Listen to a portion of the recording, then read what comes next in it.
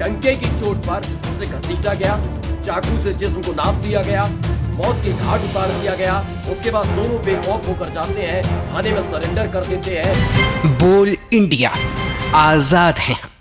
एक तरफ रामलला की प्राण प्रतिष्ठा के नाम पर सरकारी जलसा चल रहा है, तो वहीं उसी उत्तर प्रदेश में, रामराज वाले उत्तर प्रदेश के अंदर, दो लड़के अनुज और नितिन ने एक मुस्लिम लड़के मेहंदी हसन के जिस्म को चाकू से नाप दिया। उनका मन तब भी नहीं भरा, हैवानियत की सारी हदें पार की गई।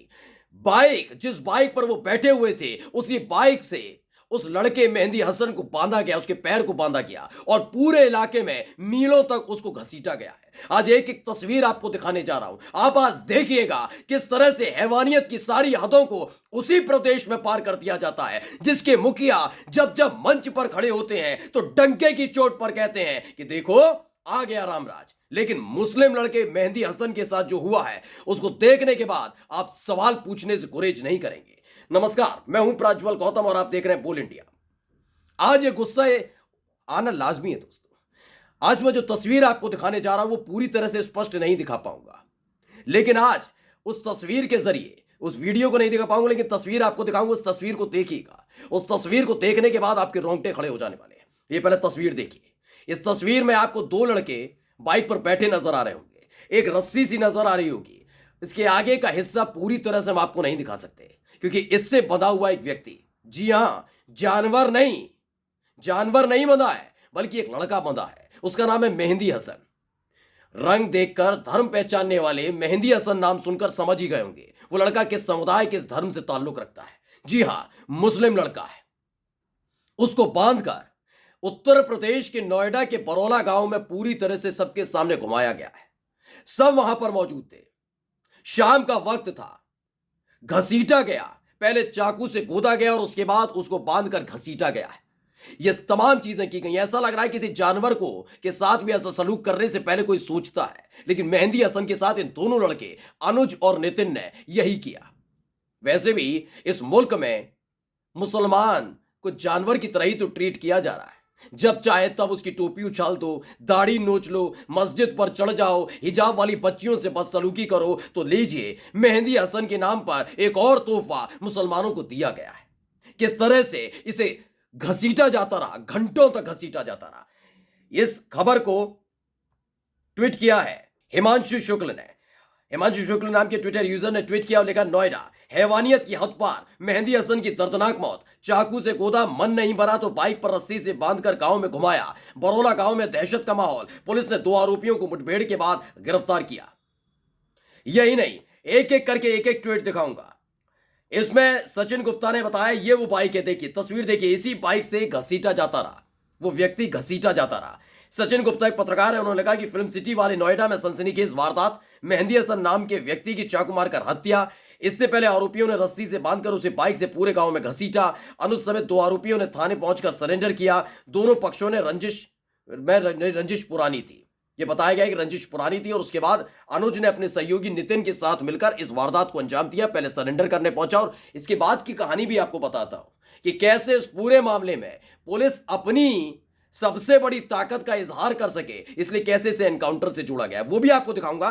पहले देखिए, बताया गया डंके की चोट पर उसे घसीटा गया, चाकू से जिस्म को नाप दिया गया, मौत के घाट उतार दिया गया। उसके बाद दोनों बेखौफ होकर जाते हैं, थाने में सरेंडर कर देते हैं। वो ये बात जानते हैं कि भाई मरने वाला कोई और नहीं, एक मुस्लिम है, मेहंदी हसन है। फिर उनके साथ कैसा सलूक किया जाएगा वो बेहतर तरीके से जानते हैं, इसलिए आराम से इस वारदात को अंजाम देने के बाद सरेंडर करने चले गए। आप जानते हैं, इसके बाद उनका एनकाउंटर किया गया। आप कहेंगे सरेंडर करने के बाद एनकाउंटर? जी हां, ये मैं नहीं कह रहा हूं, आज आपको नोएडा पुलिस की जुबानी सुनवाऊंगा, क्योंकि इस पूरे मामले को लेकर फजीयत होने लगी थी। इस जैसी ये वीडियो निकलकर सामने आई, तस्वीर निकलकर सामने आई, सवाल पूछा जाने लगा था बात बात पर, मुसलमानों के घर दुकान पर बुलडोजर चलाने वालों, बताओ अनुज और नितिन के साथ क्या किया जाएगा, उनके घर दुकान पर क्या किया जाएगा। तो उसके बाद खाकी के पहलवान निकलकर सामने आए। एएनआई ने इस खबर को ट्वीट किया है, वो मैं आपको दिखाता हूं। सबसे पहले इस बयान को जो एडीसीपी हैं मनीष मिश्रा उन्होंने दिया, उसमें उन्होंने बताया कि आज सुबह लगभग 5 बजे थाना सेक्टर 49 की पुलिस की दो अपराधियों अनुज और नितिन के साथ मुठभेड़ हुई। सुबह 5 बजे अनुज और नितिन ने कल मेहंदी हसन नाम के व्यक्ति को चाकू मारा था, जिसकी इलाज के दौरान मृत्यु हो गई थी। दोनों अभियुक्तों को गिरफ्तार किया गया था। गिरफ्तार, सरेंडर नहीं किया, इनका कहना है। आज पुलिस इनको आला कत्ल की बरामदगी के लिए लेकर जा रही थी। सुबह 5 बजे लेकर जा रही थी। समझ रहे हैं आप? सुबह 5 बजे धुंध में, कोहरे में, अंधेरा जब होता है तब ढूंढने जा रही थी आला कत्ल। सोच लीजिए, आज पुलिस इनको आला कत्ल की बरामदगी के लिए लेकर जा रही थी, जहां आला कत्ल की बरामदगी के बाद अपराधियों ने पुलिस पर हमला किया। जवाबी फायरिंग में दोनों अभियुक्त घायल हुए। दोनों के विरुद्ध अभियोग पंजीकृत किया गया। वैधानिक कार्रवाई सुनिश्चित कराई जा रही है। मैं ये बात क्यों कह रहा हूं बार बार? आप कहेंगे गिरफ्तार कर तो लिया, एनकाउंटर किया। यह एनकाउंटर सिर्फ ये दिखाने के लिए है कि कल को ये सवाल ना उठा ले कि अनुज और नितिन है तो योगी की पुलिस ने उनके साथ कोई उनका एनकाउंटर नहीं है और कुछ नहीं हुआ। अगर मेहंदी हसन होते, रहमान होते, सुलेमान होते, सलमान होते तो उनके साथ क्या होता, ये बताने की मुझे जरूरत रह नहीं गई है। आप समझ सकते हैं? ये सवाल ना उठे, सिर्फ ये सवाल ना उठे। बताया गया कि सुबह 5 बजे हम आला कत्ल की बरामदगी के लिए जा रहे हैं। उसके बाद उन्होंने हमला भी कर दिया। हमला करने के बाद उनको फिर इन्होंने एनकाउंटर में गिरफ्तार भी कर लिए। तमाम चीजें की गई हैं जिससे कोई सवाल ना उठाए, कोई सरकार पर सवाल ना उठाए, सिर्फ इसलिए। वो तस्वीर भी देख लीजिए, ये वीडियो आप देख लीजिए। वीडियो देखकर आप समझ सकते हैं कि इनका एनकाउंटर किया गया। उस वक्त एनकाउंटर के बाद की तस्वीर को प्रकाशित और प्रसारित करने की कोशिश नोएडा पुलिस की तरफ से की गई। चलिए, गिरफ्तार कर लिया, बहुत बड़ा एहसान कर दिया? नहीं किया। वो बरौला के अंदर, गांव के अंदर सबके सामने घसीटते रहे थे। कहां थी पुलिस?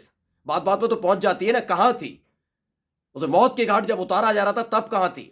चलिए, चाकू मारकर मौत के घाट उतारा जा रहा था तो आप कहेंगे हर जगह पुलिस नहीं हो सकती, लेकिन पूरे गांव में घुमाते रहे बरौला में, पता भी नहीं चला, पता भी नहीं चला आप लोगों को।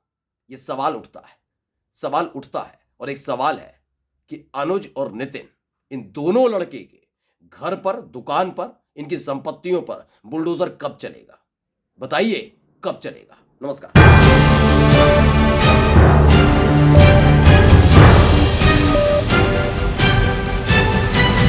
बोल इंडिया, आजाद हैं।